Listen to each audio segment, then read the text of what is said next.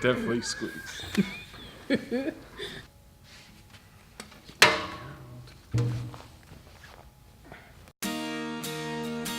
at this photograph.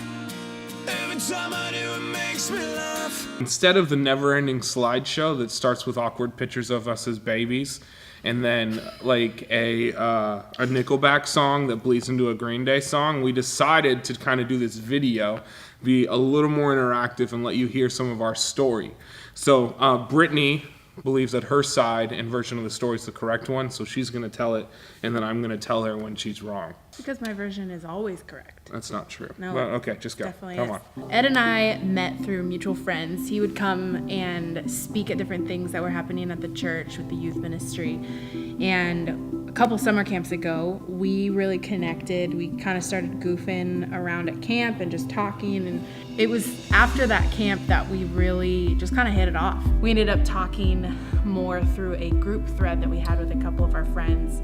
And we started sending funny pictures back and forth. And it was kind of a way for us to stay in touch since he lived in Centralia at the time. And I woke up one morning from a text just from Brittany, and it says, "Oops, I meant to send this to the group thread." I'm like, "Oh, sure you did." But I didn't fight it because I was starting to get interested. And So we started talking back and forth, just the two of us, and ended up seeing a concert that was a favorite band of ours that we had kind of discovered. It was cool seeing neither one of us really knew going into that night if our chemistry via text would really be the same in person.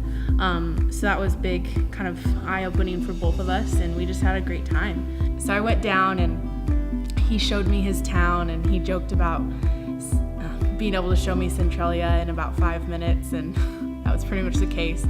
And then he coincidentally had to switch out his car with his grandparents' car who lived in the area. And so we ended up going to his grandparents' house and pull in, say hi to my grandparents, who calls on the phone but my mom, to get a status update. My grandma answers the phone and says Ed and his Brittany are here. I hadn't had a chance to talk to Brittany yet. Thanks, Grandma, for that. That made that day just even more awkward. That was awesome. And I didn't want to add to any awkwardness, so I just pretended like I didn't hear it, even though I definitely heard it. And I'm just sitting there petting their dog like in La La Land. And so we get up and we leave and head off to Olympia.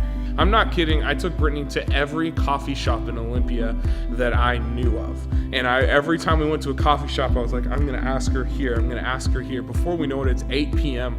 And we ended up at the Capitol building at this really pretty overlook of where this pond is there. And there was just kind of a pause. It's a lake. It's not a pond. It's a lake. Okay, it's a lake / pond. It's a lake.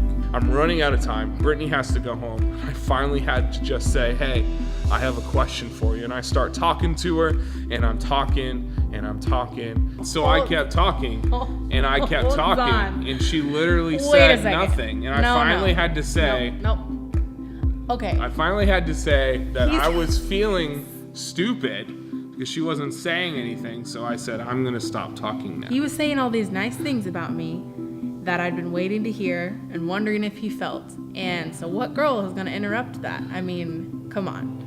It's not going to happen. So I waited for him to finish, kindly, like a lady. And then said nothing. It's like when I asked her to marry me.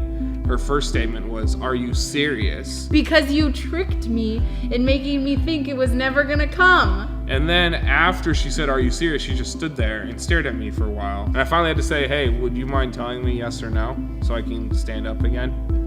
And then she said something. I got rug burn on my knee. That's how long I was. Oh my gosh. Down on my knee. And we're so thankful that you get to be here with us celebrating this day. It really is a big word to describe what Brittany and I value as community. And the people sitting in this room are our community. And we wouldn't be who we are today without the people in this room. And so we're so thankful for our families and our friends and our coworkers and church members and UDYA representing and all those different things that are here today, standing with us, enjoying this moment with us. We're so thankful for all of you, and we hope we get to say hi to you after the wedding.